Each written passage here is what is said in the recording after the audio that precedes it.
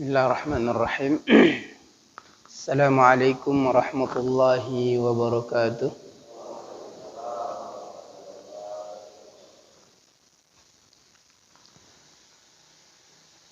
Alhamdulillahi rabbil alamin.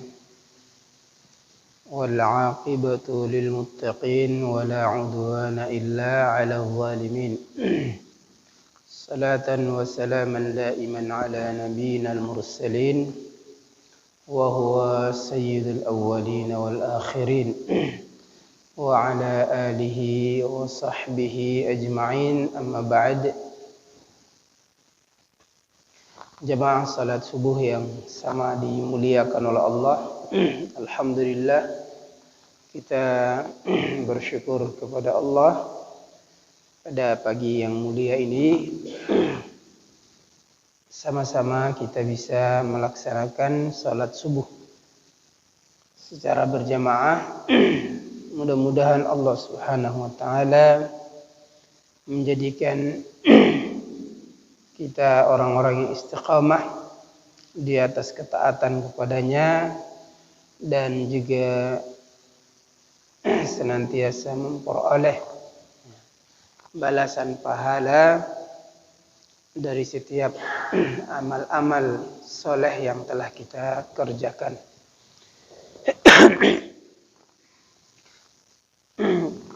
Kaum muslimin yang dirahmati oleh Allah Subhanahu wa taala, pada kesempatan ini kita memasuki pembahasan tentang al-jahru bid-da'wah. Dakwah secara terang-terangan, di mana kita ketahui fase dakwah Nabi Shallallahu Alaihi Wasallam dalam sejarah disebutkan setidaknya ada dua fase. Fase pertama adalah dakwah secara sirriyah, secara sembunyi-sembunyi atau secara door to door. Artinya yang beliau dakwahi adalah orang-orang yang memang beliau yakini kalau diajak kepada Islam mereka mempercayainya. Artinya tidak dilakukan secara terang-terangan. Ini fase pertama. Dan itu kurang lebih 3 tahun sejak beliau mendapatkan perintah pada wahyu yang kedua, fa'anzir, bangun dan berilah peringatan. Maka sejak itu beliau mendakwai Islam secara sir, secara sembunyi-sembunyi. Ya, artinya beliau mengunjungi sahabat-sahabat dekatnya, orang-orang yang memang kalau diajak kepada Islam maka paling tidak mereka tidak menantang. Kalau tidak menerima dakwahnya, paling tidak mereka tidak menantang.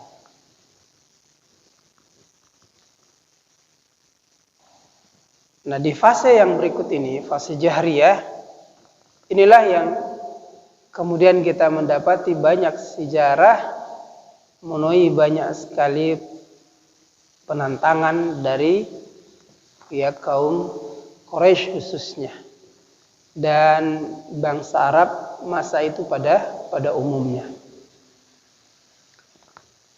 Karena kita tahu di saat beliau masih dakwah sirriyah, gelar-gelar seperti Al-Amin, As-Siddiq itu masih melekat pada diri Nabi Shallallahu Alaihi Wasallam. Namun manakala beliau kemudian mengumandangkan dakwah secara jahriyah, inilah yang kemudian mendapatkan perlawanan yang begitu keras, bukan hanya sekedar penantangan terhadap dakwahnya, tapi penyiksaan, bahkan sampai kemudian beliau digelar dengan gelar-gelar yang tidak pantas. Ada gelar-gelar yang tidak patut, itu beliau mendapatkan disebabkan karena menyeru kepada dakwah Islam secara jahriyah.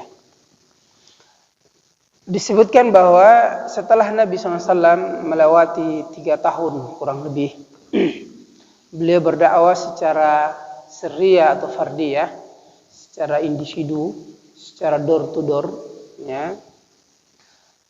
Maka beliau kemudian mendapati orang-orang yang mau mendengar dan menerima dakwah, ya, Islam ini. Terdapat, ya, orang-orang saleh, orang-orang baik dari kalangan Quraisy maupun selainnya. Dan beliau mulai mendapatkan jalan setelah suasana di mana beliau harus menampakkan dakwah ini secara terang-terangan. Maka pada saat itulah kemudian Allah Subhanahu wa taala menurunkan surat Asy-Syu'ara ayat yang ke-11 sampai ayat yang ke-14. Di mana Allah mengatakan wa anzir 'ashiratakal aqrabin wahfidh janahaka liman ittaba'aka minal mu'minin wa in 'asawka faqul inni bari'un mimma ta'malun atau mimma taf'alun. Wa anzir ashiratakal aqrabin, dan berilah peringatan kepada karib kerabatmu. Wahfidh janahaka liman ittaba'aka, dan hendaknya bersikap rendah hatilah terhadap orang-orang yang telah mengikutimu minal mu'minin, dari orang-orang yang beriman. Wa in asauka, dan jika mereka mendustaimu, faqul inni bari'un, katakan sesungguhnya aku berlepas diri, mimma taf'alun, dari apa yang kalian kerjakan.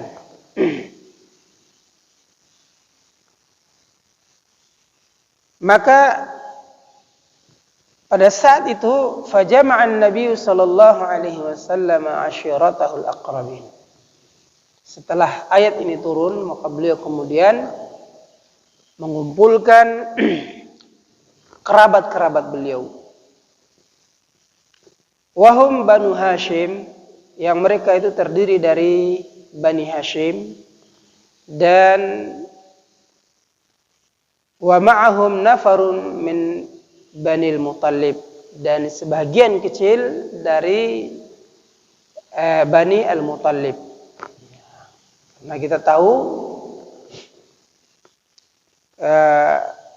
keluarga Nabi itu terdiri dari Bani Hashim dan juga Al-Muttalib. Al-Muttalib adalah saudara daripada Hashim, saudara kandung daripada Hashim.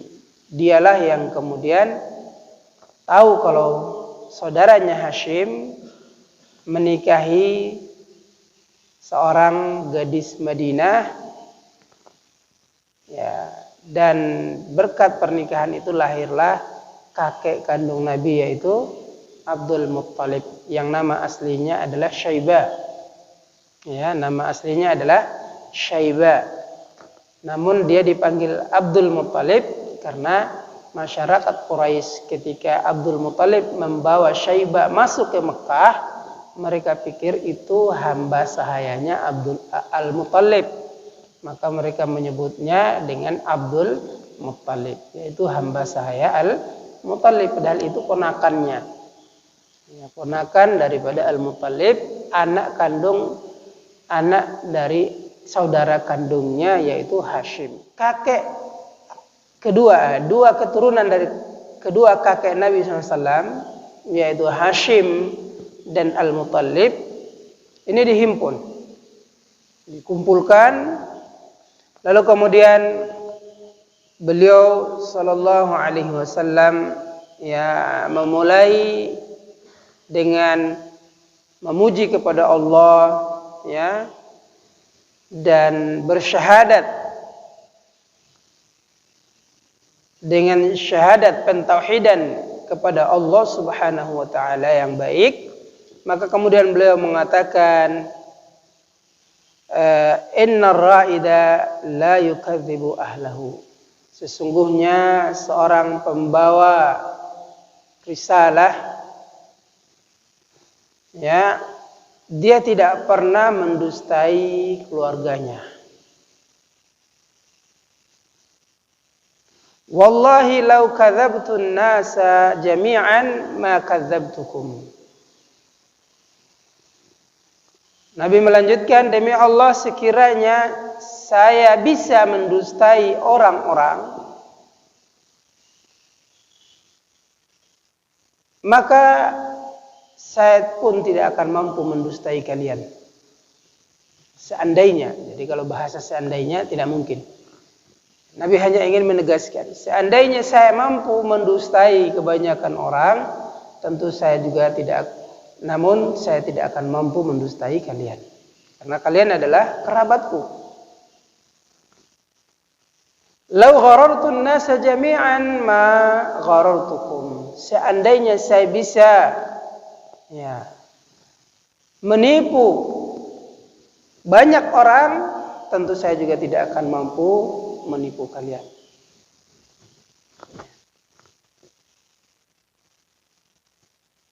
Wallahi alladzi la ilaha illahu inni rasulullah ilaikum khasatan wa ilan nasi kafatan. Kemudian mulailah Nabi mengumandangkan dan mengumumkan, demi Allah, zat yang tidak ada ilah, zat yang tidak ada Tuhan yang berhak untuk diibadahi illa huwa, kecuali dia semata Allah.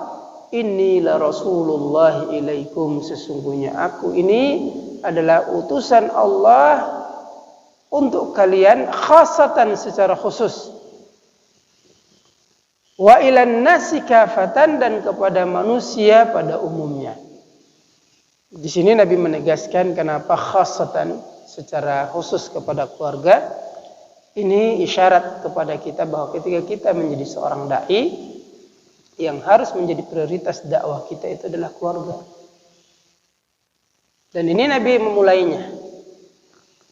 Nabi memulai dengan apa? Ketika Nabi sudah mendapatkan celah untuk mendakwakan Islam secara terang-terangan, maka beliau kemudian, ya, menjelaskan kepada keluarganya bahwa sesungguhnya saya ini adalah utusan Allah secara khusus untuk kalian.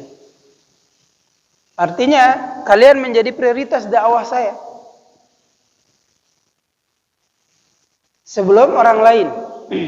Sebelum orang lain untuk saya dakwai, maka keluarga adalah menjadi prioritasnya. Baru kemudian beliau mengatakan wa ilan nasi kafatan, dan beliau adalah utusan Allah untuk manusia secara keseluruhan. Yang menarik adalah beliau kemudian membuat permisalan. Wallahi latamutunna kama tanamun. Demi Allah, ya, kerasulan saya ini seperti kalian benar-benar akan mengalami kematian sebagaimana kalian mengalami tidur.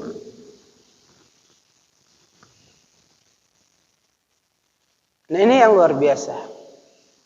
Jadi Nabi kemudian mendatangkan permisalan.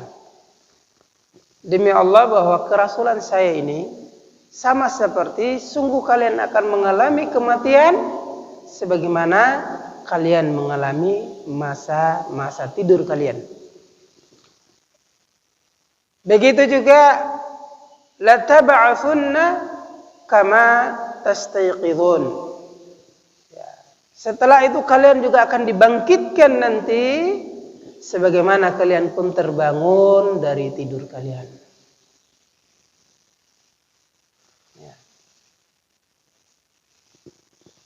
Wala tuhasabunna bima ta'malun, dan sungguh kalian benar-benar akan dihisab, dimintai pertanggungjawaban terhadap apa yang telah kalian kerjakan. Wala tujzawunna bil ihsani ihsanan was-su'i sau'an atau su'an. Dan benar-benar kalian pun akan diberi ganjaran. Kebaikan diganjar dengan kebaikan dan keburukan akan dibalas dengan keburukan. Wa innaha al-jannatu abadan wa naru abadan, dan sesungguhnya di antara kalian akan memperoleh surga selama-lamanya, dan ada di antara kalian yang masuk ke dalam neraka, naudzubillah, selama-lamanya. Nah, inilah awal yang beliau sallallahu alaihi wasallam lakukan. Setelah beliau mengumandangkan di hadapan keluarganya bahwa saya adalah utusan kalian, namun beliau memulai dengan apa? Meyakinkan kepada mereka bahwa dirinya bukanlah pendusta. Dirinya bukanlah seorang penipu. Ya, dengan mengatakan seandainya beliau bisa mendustai orang banyak, belum tentu dia bisa mendustai keluarganya sendiri. Begitu juga kalau seandainya beliau bisa menipu kebanyakan orang, belum tentu dia mampu menipu keluarganya. Maka pada saat itu ya orang-orang pun kemudian ya mereka berbisik-bisik untuk antara percaya dan tidak percaya. Sementara pamannya Abu Lahab, maka kemudian dengan secara lantang dia mengatakan bahwa cegah dia. Ya, cegah dia. Sebelum orang-orang Arab pada umumnya mencegahnya. Atau bahkan dia mengatakan, ya, selamatkan dia sebelum ya dia kemudian disakiti oleh orang-orang Arab.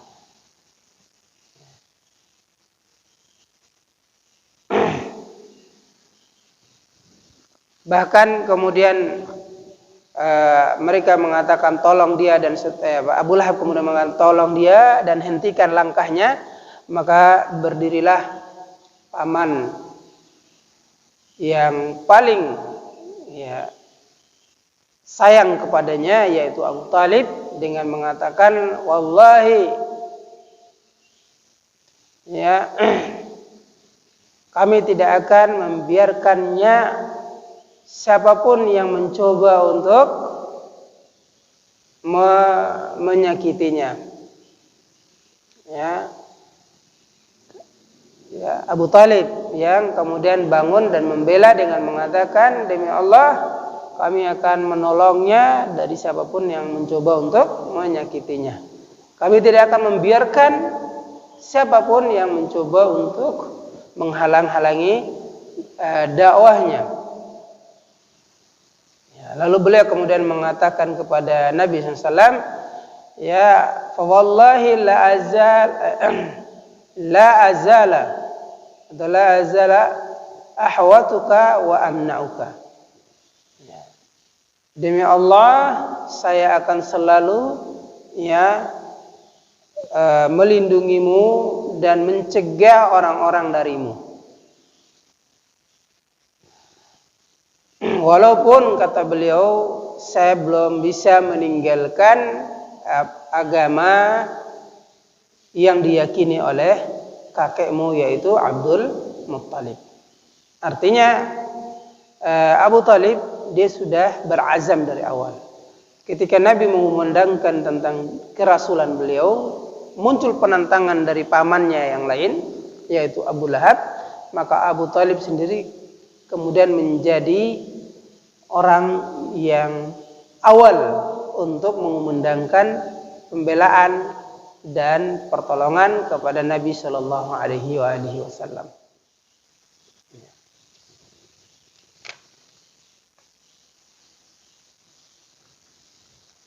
Nah, setelah itu kaum muslimin yang dirahmati oleh Allah, Nabi Shallallahu Alaihi Wasallam kemudian gencar melancarkan dakwah itu. Maka awal mula yang beliau lakukan adalah menaiki Bukit Sofa. Ya, beliau menaiki Bukit Sofa.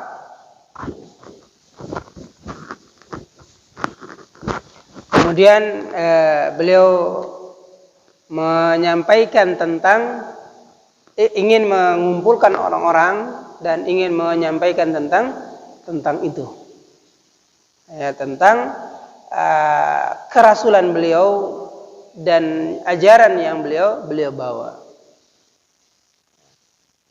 Lalu beliau kemudian mengumandangkan, ya, orang-orang dengan menghimbau ya ayuhan nas atau ayuhal Quraisy, wahai bangsa Quraisy. Maka pada saat semua orang berbondong-bondong hadir. Bahkan dalam riwayat yang lain disebutkan ketika mereka tidak bisa hadir, maka mereka utus budak-budak mereka untuk hadir. Maka disinilah kita dapati banyak, ya, budak-budak yang kemudian masuk Islam di awal-awal. Ya. Nah, dalam keadaan ketika beliau di atas sofa itulah Allah Subhanahu wa taala turunkan firman-Nya, fasda' bima tu'marun wa a'rid 'anil musyrikin. Ya. Fasda' bima tu'marun, maka sampaikanlah olehmu, ya, secara terang-terangan apa yang telah diperintahkan kepadamu. Wa a'rid 'anil musyrikin, dan berpalinglah dari orang-orang musyrik. Ya. Al-Hijr ayat 94.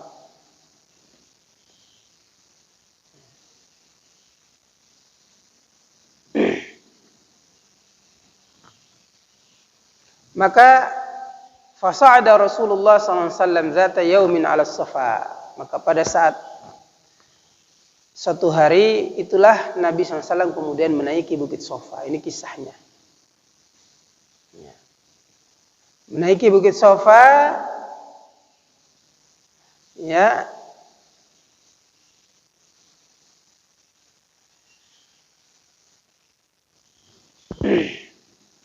lalu beliau kemudian apa?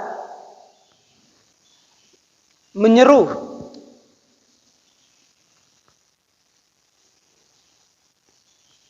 Ya, dengan mengatakan, ya sabahah. Ya, ini merupakan kalimat, ya, peringatan yang biasa digunakan untuk mengabarkan adanya serangan dari sebuah pasukan atau terjadinya peristiwa yang besar. Ya. Jadi kode-kode atau bahasa-bahasa, istilah-istilah yang kemudian memberikan makna situasi-situasi tertentu itu di bangsa Arab sudah terjadi di masa itu.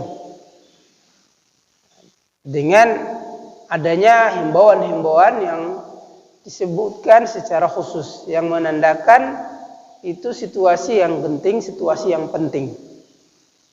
Nabi SAW menyuruh dengan ya sabahah, kemudian diikuti dengan ya Quraisy, ya ma'syar Quraisy. Ya. Maka pada saat itu berkumpullah semua orang-orang Quraisy, seperti yang tadi dikatakan, ya, yang tidak sempat hadir maka diutus, ya, utusan dari para budak-budaknya untuk menghadiri undangan tersebut. Nah, setelah berkumpulnya manusia, maka beliau SAW kemudian, ya, thumma ja'ala yunadi, ya, butuni Quraisy. Maka beliau kemudian mulai memanggil, ya, anak cabang dari Quraisy. Ya.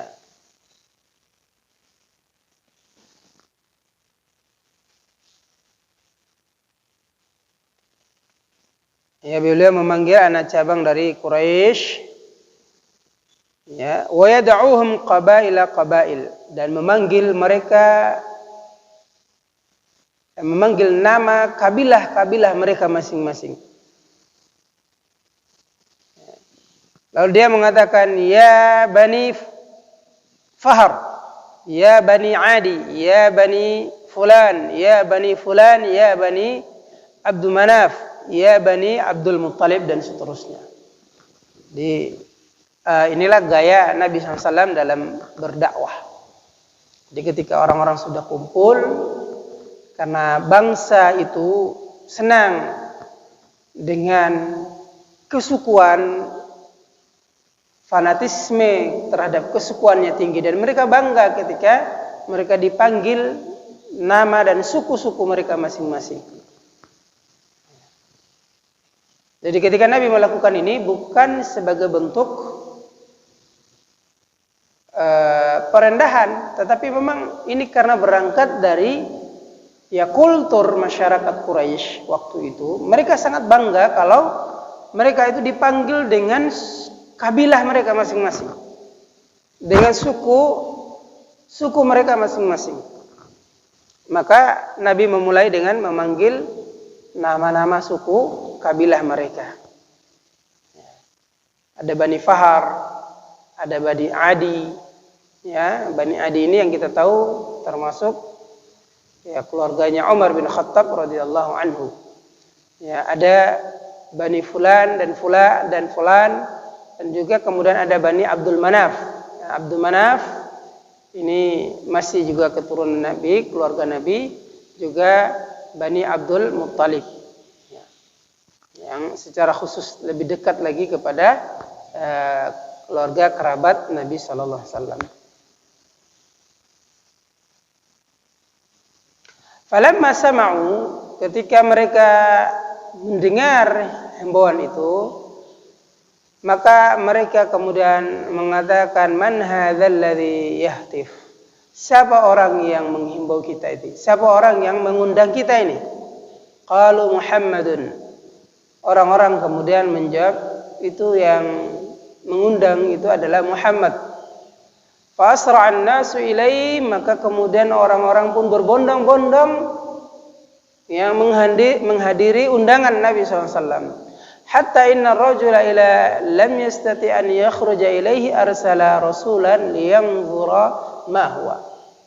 Sampai-sampai kalau ada orang, ada tokoh yang tidak bisa hadir, maka dia mengutus budaknya atau utusannya untuk menyaksikan gerangan apa yang akan disampaikan oleh Nabi sallallahu alaihi wasallam.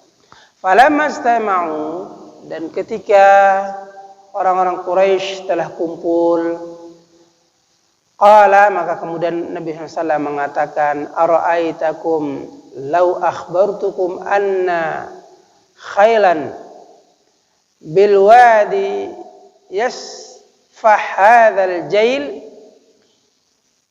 turidu an tughayyira alaikum akuntum musaddiqi. Jadi tatkala orang-orang Quraisy telah berkumpul, maka Nabi sallallahu alaihi wasallam kemudian mengatakan kepada mereka, ara'aitukum, bagaimana pendapat kalian? Lau akhbartukum, sekiranya aku mengabarkan kepada kalian,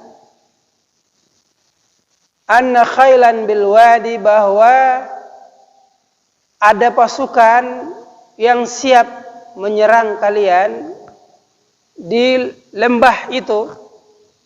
Artinya beliau menunjuk ke arah salah satu lembah yang ada di Mekah. Akuntum musaddiqi, apakah kalian akan mempercayaiku? Maka qalu na'am. Mereka semua menjawab dengan serentak, na'am, tentu ya.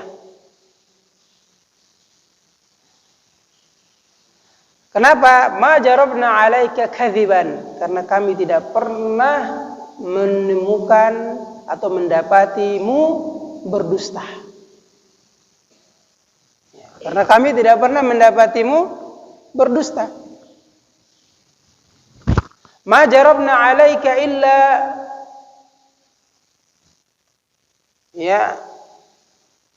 sidqan. Ya, kami tidak mendapatimu wahai Muhammad kecuali engkau adalah orang yang jujur. Qala, maka kemudian Nabi SAW mengatakan, fa inni nadhirun lakum baina yaday adzabun syadid. Kalau begitu, aku kabarkan kepada kalian sesungguhnya aku ini adalah pembawa peringatan kepada kalian yang menjelaskan kepada kalian antara diriku dan diri kalian ada siksaan yang pedih.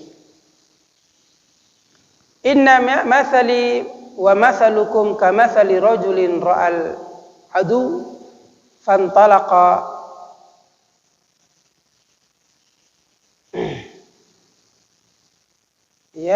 yarba'u bi ahlihi atau yarba'u ahlahu.